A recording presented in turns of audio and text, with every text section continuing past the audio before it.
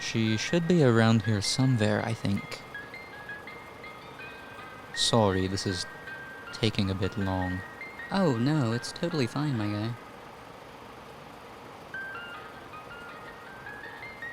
Thanks again for, agreeing to do this, Greg. Yeah, no problem.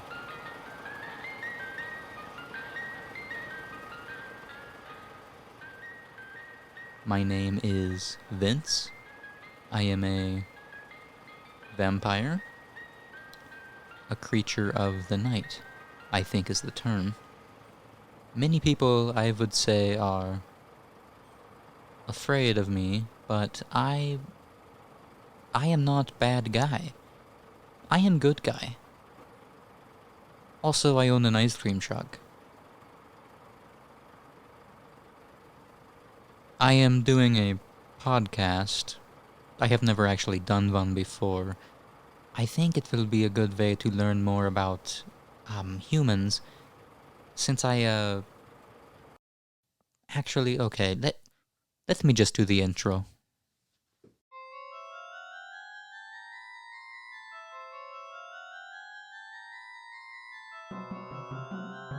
Hello everyone! Welcome to The Way You Are with Vince the Vampire, the podcast where a vampire tries to discover what it means to be human. On today's episode, which happens to be our first, I am joined by Ohio University student Hannah Fleming. Welcome, Hannah. Hi, Vince. So, my name is Hannah Fleming. I'm 20 years old. My major is political science, and I also really like history, and I like listening to podcasts, but rarely do I get to be in one, especially with a vampire. Also, I hate Ronald Reagan, and I'm a part-time vegan. Oh, you're a vegan. Interesting. So am I, believe it or not.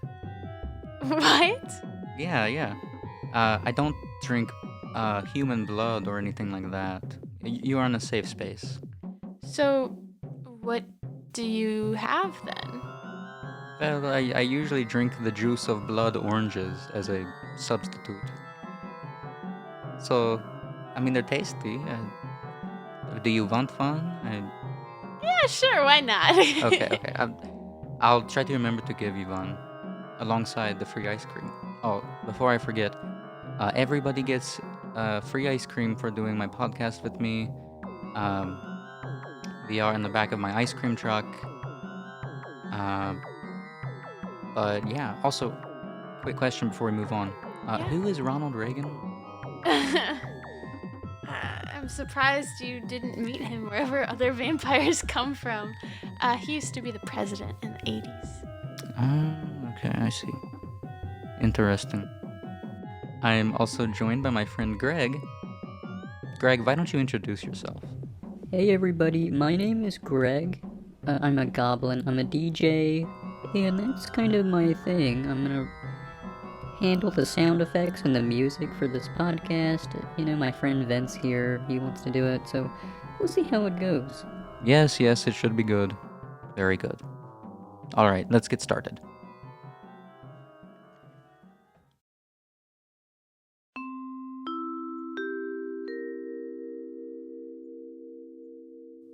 Alright, Hannah. What was the time? Oh, I'm sorry. Alright, what were you gonna ask? Wait. Why didn't you answer it?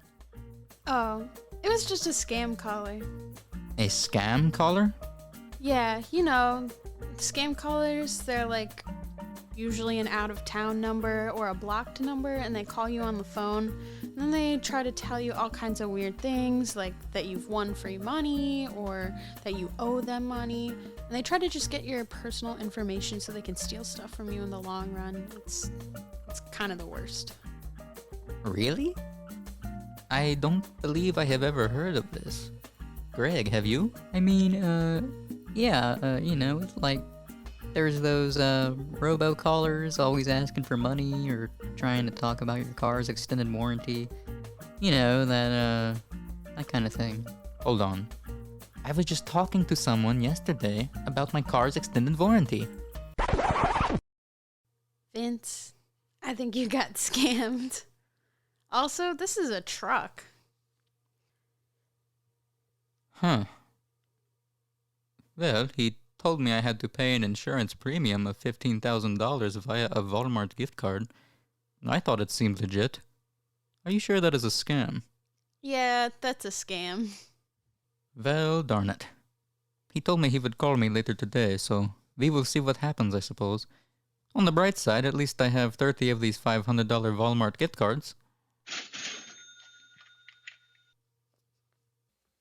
Okay, so what was a time where you felt like you had a close call with someone? About a year ago, I was almost recruited into a cult. Um, it was just a nice, like, late winter, early spring day, and I was walking to class, and there was this guy on College Green, and he had a little table set up with a ton of free books, and it said, like, free meditation books or free yoga books or something like that. And I was just walking by, and, like, I was listening to my music.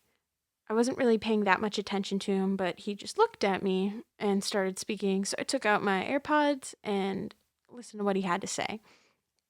And he said, you look like a really spiritual person. And I was like, what? He's like, yeah, do you meditate? Do you do yoga? And coincidentally, this was at a point in the pandemic where I was really trying to work on myself. So I had been doing some meditation. And in my dorm room at night, I've been trying to do a little yoga a couple times a week, just like quick little YouTube videos, practicing stuff. And so I was like, wow, this guy knows that I'm doing meditation yoga? That's crazy. Um, and I could probably tell, like, he might have been saying stuff like that to everybody, but I was just like really excited that somebody had noticed I'd been working on myself. So I was like, yeah, actually, I am really into that kind of stuff. And so he just kept asking me more questions. He's like, well, here's a book of free meditations. And he went through it and he started reading the chants to me and he gave it to me. And then he was like, and here's a book with yoga. And he gave that to me. And he gave me like 5 more books. And then he gave me a recipe book. And he handed me all these books. And it was to the point where they're probably like 10 or 15 books. My arms were completely stretched out. It was very difficult to walk home carrying all of these. And so I was like, wow, free books. And so I started to walk away.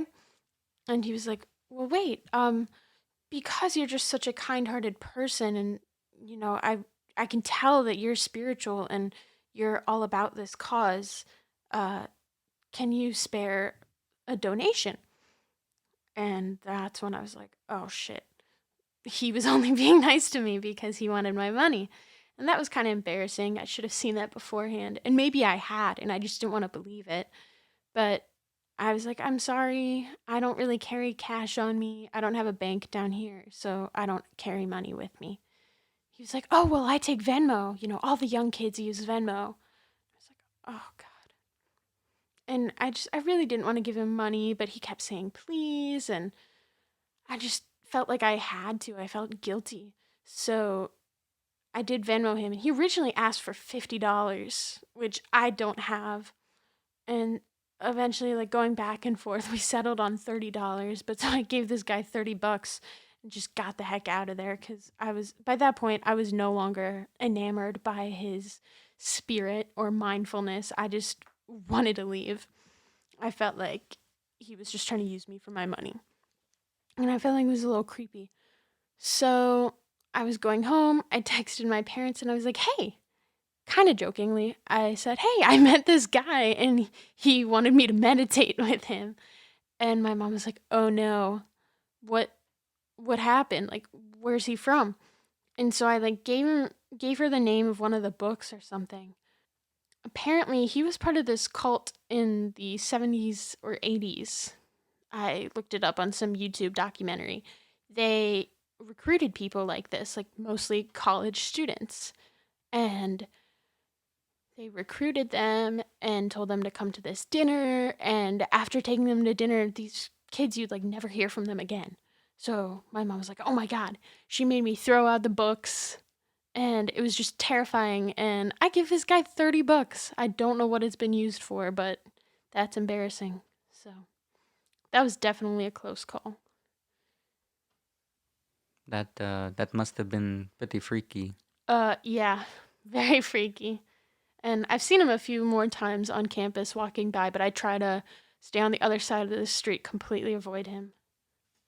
So I noticed when you were uh, talking about him, you said that you were upset with yourself that he was only in it for the money, and that uh, you said maybe I'm paraphrasing, of course, but you said maybe uh, you knew all along, but you didn't want to believe it.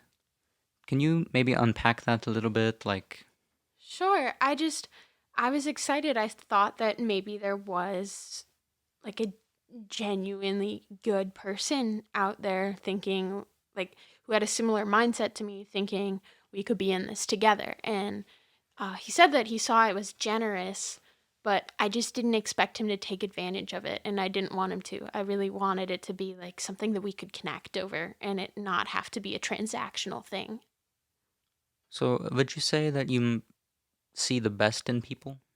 I try to. So, with that in mind, what exactly led you to giving him $30 through Venmo? I felt bad. He kept asking me for my help, and I felt like I had taken those books from him and I'd sat there and had a conversation with him. And I felt like we had connected and didn't really think of how it was on a superficial level at the time, but I felt like he was this cool guy just trying to talk to me, make a connection. Um, and I felt like I kind of owed it to him because he gave me his time to talk to me, and I just felt guilty saying no.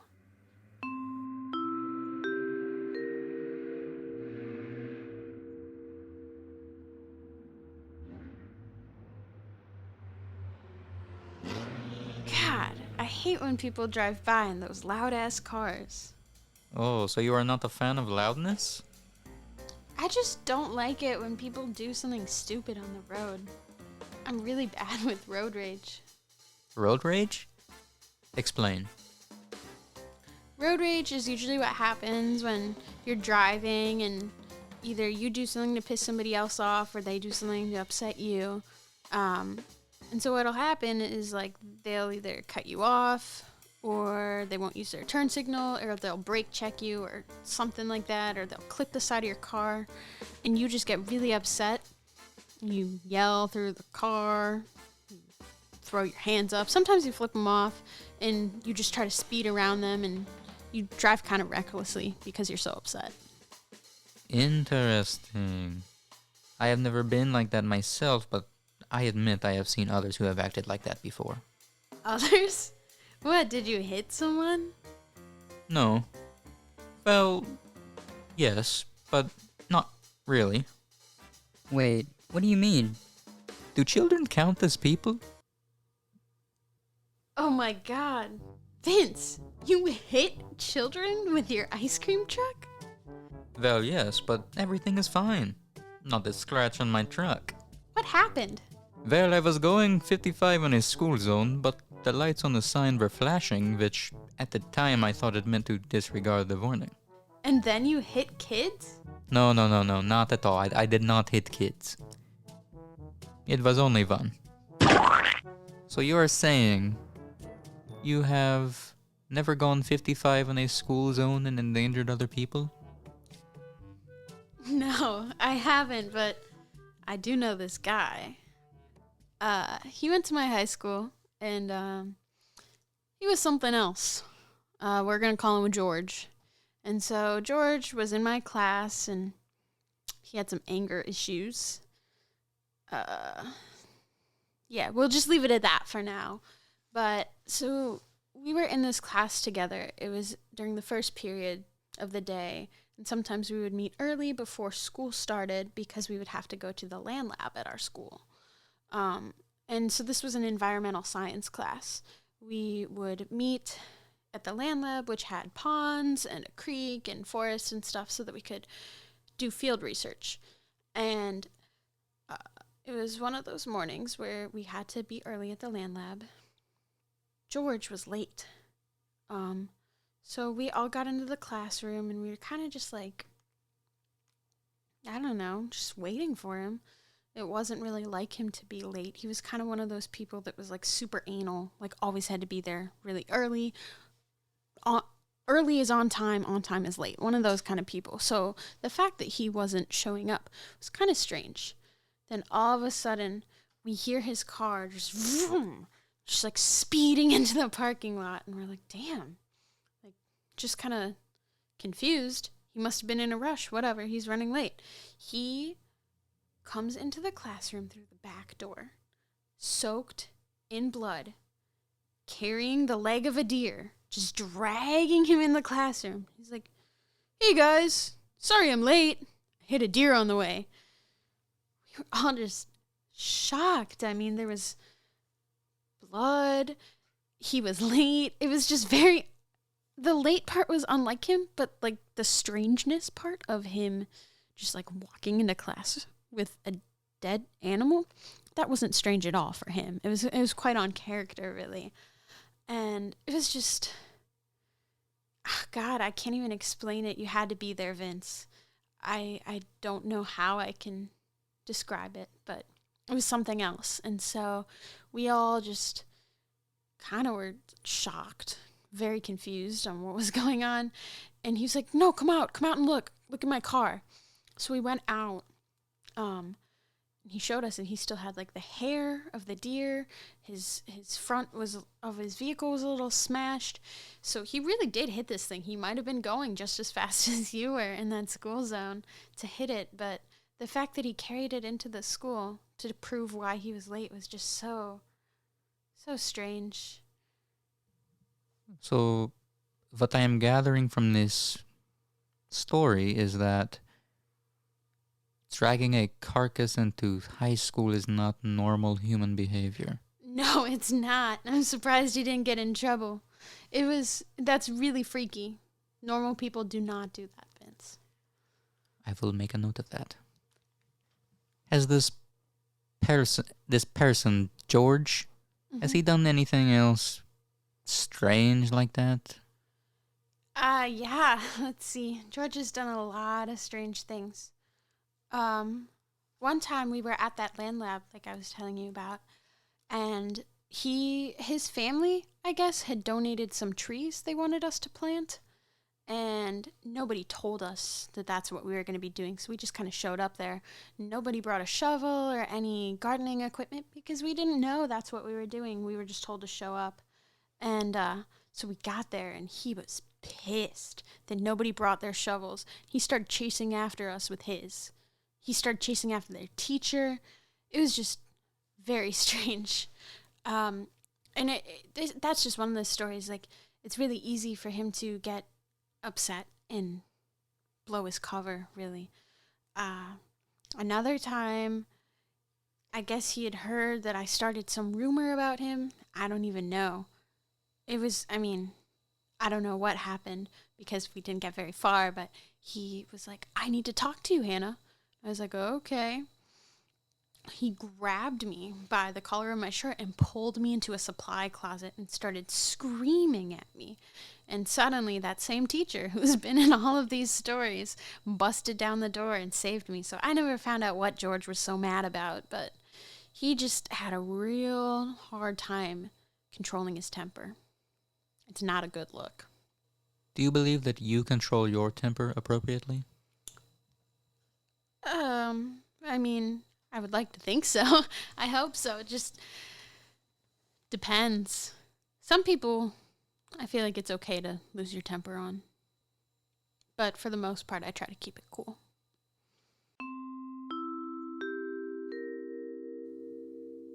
I see. Humans are pretty weird then. That's kind of what I'm getting from this conversation. Well, not entirely. They're not all weird. I have some really good friends back home who I would like to think are pretty normal, especially my friend Hannah. Wait, I'm sorry. You are your own friend? Well, I guess, but I have another friend named Hannah. She has the same name as me, and we grew up, being joined at the hip, inseparable, because we had the same name, and so she became one of my best friends. she's always been there for me, and she always makes me laugh, and sometimes she'll be goofy, but like in a normal way.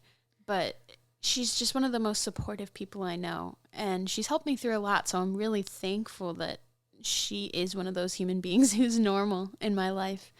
In high school, I was going through a pretty rough breakup, and I remember the night that everything kind of went down. I went to her house and just cried in her room for hours, and all she did was support me, and we listened to music and watched Harry Potter and played games all night until I felt like okay enough to drive home and just chill out. And then the next day I was just too emotional to go to school, so she came over during her free periods and stayed for lunch and everything.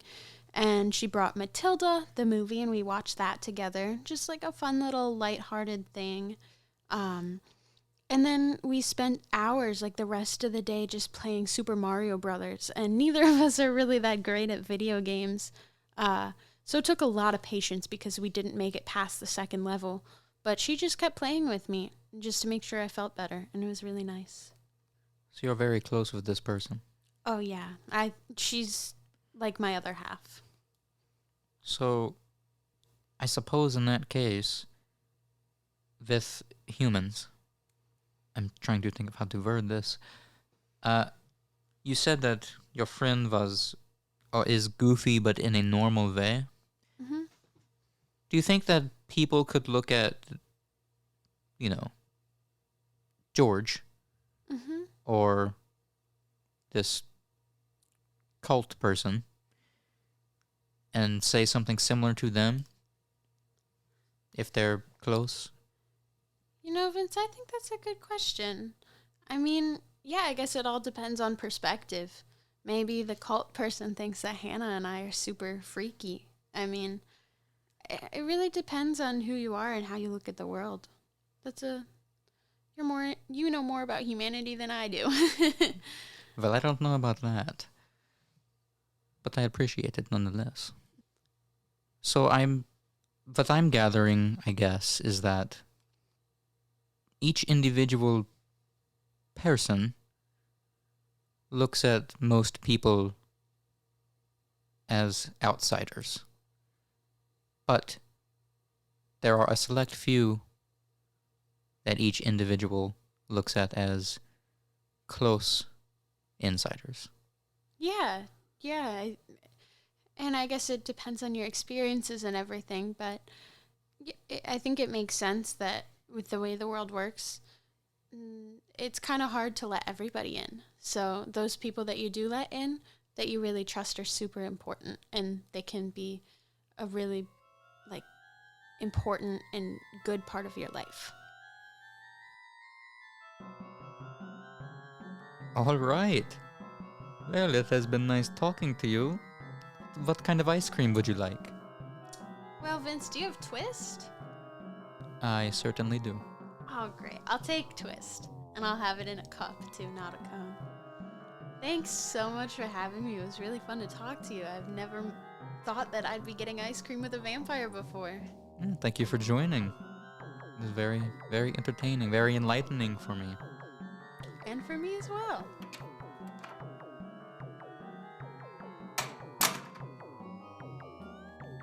Well, my name is Vince, and this has been The Way You Are with...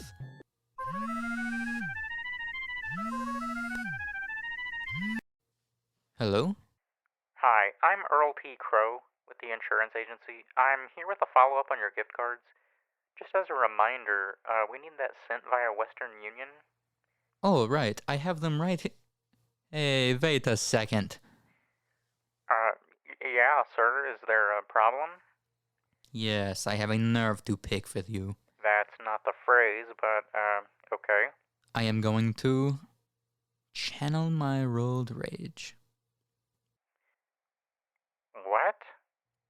Shut up! Shut up! You're a scammer!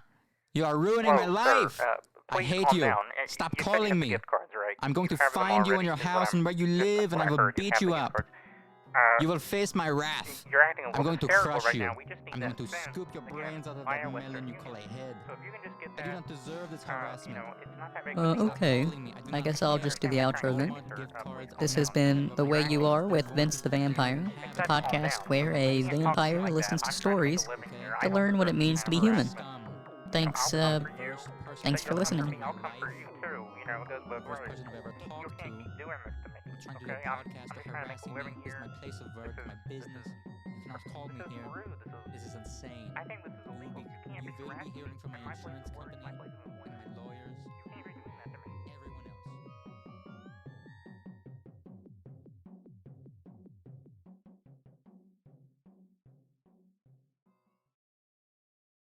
This has been a Life Crew Studios production.